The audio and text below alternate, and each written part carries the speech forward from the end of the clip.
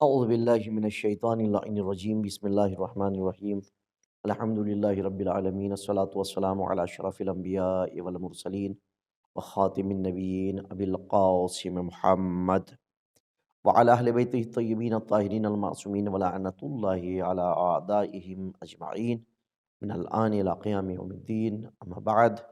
محترم ناظرین، السلام علیکم ورحمۃ اللہ وبرکاتہ۔ ایک بار پھر آپ حضرات کی خدمت بابرکت میں حقوق اولاد اور ارشادات اہل بیت اطہار علیہ السلام لے کر حاضر ہوا ہوں۔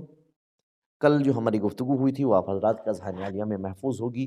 آج ہمارا جو موضوع ہے حقوق اولاد کے حوالے سے وہ ہے بچوں کے سونے کی جگہ اپنے سے دور رکھنا اور اپنے پاس آنے کی اجازت لینا۔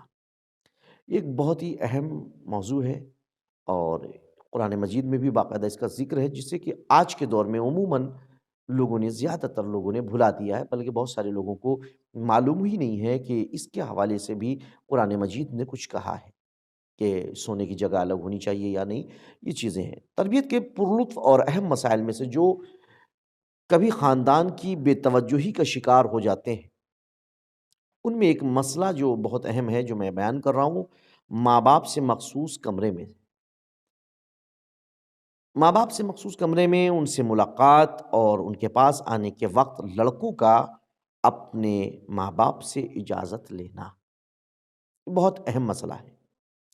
بچہ بچپن کے زمانے میں ماں باپ کی گود میں زندگی بسر کرتا ہے کافی عرصے تک، اور احساس کرتا ہے کہ اس کے بہت سے کاموں کے لیے کوئی رکاوٹ نہیں ہے، اور چونکہ اس کے اور اس کے ماں باپ کے درمیان بہت زیادہ انس و محبت ہوتی ہے، اس لیے وہ چاہتا ہے کہ ان کے کمرے میں بغیر اجازت چلا جائے اور ان کی گود میں بیٹھ جائے، لیکن انہیں رفتہ رفتہ مشق کرائی جائے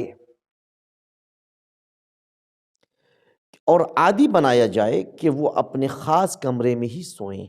عزیزان محترم، یہ بہت ہی اہم مسئلہ ہے، اور ماں باپ کے کمرے میں جانے کے لیے اجازت حاصل کریں۔ ایک تو ماں باپ کا کمرہ الگ، بچوں کا کمرہ الگ، اس کے بعد بچے ماں باپ کے روم میں جانے سے پہلے اجازت طلب کریں، اس کی مشق کرائی جائے، اس کی عادت ڈالی جائے، اور فطری طور پر یہ کام نہایت نرمی اور ملائمت کے ساتھ ہونا چاہیے، اور ماں باپ بچوں کی عزت نفس، ان کی مستقل نفسیات کے احساس کو تقویت دینے اور انہیں اس کام کی مشق کرانے کے لیے آگے بڑھیں۔ یعنی یہ ماں باپ کو ہی آگے بڑھنا ہوگا اور اپنی اولاد کو سمجھانا ہوگا اور انہیں عادت ڈلانی ہوگی، انہیں ٹوکنا ہوگا کہ نہیں، تمہارے سونے کا مقام الگ ہے، ہمارے سونے کا مقام الگ ہے، اور تم کو چاہیے کہ جب بھی ہمارے ہاں روم میں آؤ، ہمارے کمرے میں آؤ تو اجازت طلب کرو،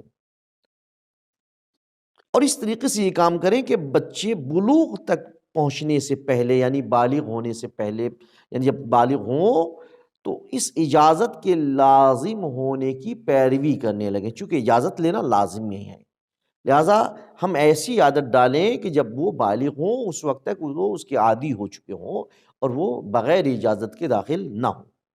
یہ ایک بہت اہم اخلاقی سبق ہے، اور اگر اس کی رعایت کی جائے تو بچے پاک دامن پلے بڑھیں گے۔ یعنی جو پاک دامن نہیں ہوتے اس میں ایک سبب یہ بھی ہوتا ہے غالباً، اور بلکہ یقیناً کہا جائے تو بہتر ہے، لیکن اگر چاہتے ہیں کہ بچے پاک دامن پلے بڑھیں تو ہمیں اس چیز کی رعایت کرنی ہوگی اور اس اصول کو ماننا ہوگا۔ قرآن مجید کا اعلان ہے جو واضح طور پر ہے، اے ایمان والو، تمہارے غلام اور تمہارے لڑکوں کو تین اوقات میں تم سے تمہارے کمرے میں آنے کی اجازت لینا چاہیے۔ کس کو؟ غلام کو اور لڑکوں کو تین اوقات میں تمہارے کمروں میں آنے کی اجازت لینا چاہیے۔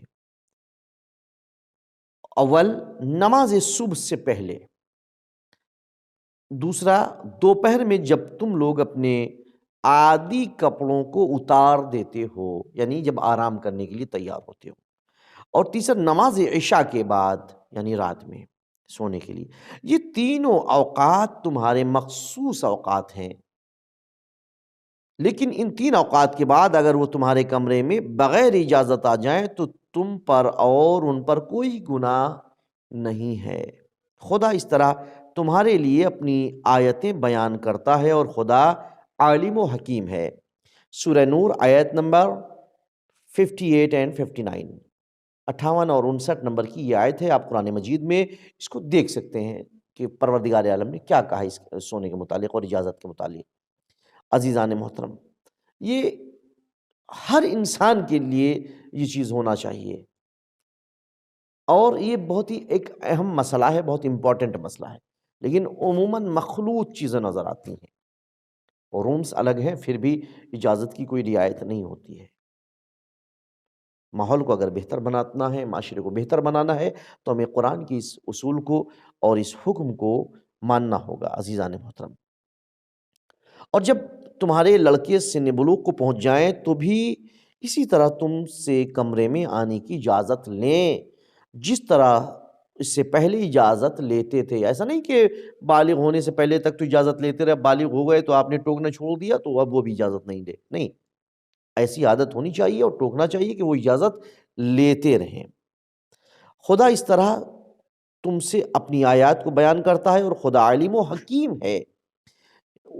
اور اس آیت کے ذیل میں جو تفسیریں وارد ہوئی ہیں عزیزان محترم، وہ انشاءاللہ میں اس کے آئندہ کلپ میں بیان کروں گا، چونکہ ایک بہت ہی حساس اور اہم موضوع ہے۔ انشاءاللہ ہم اور زیادہ گفتگو اس کے اگلی کلپ میں کریں گے۔ جب تک کے لیے ہم آپ سے اجازت چاہتے ہیں۔ خدا حافظ۔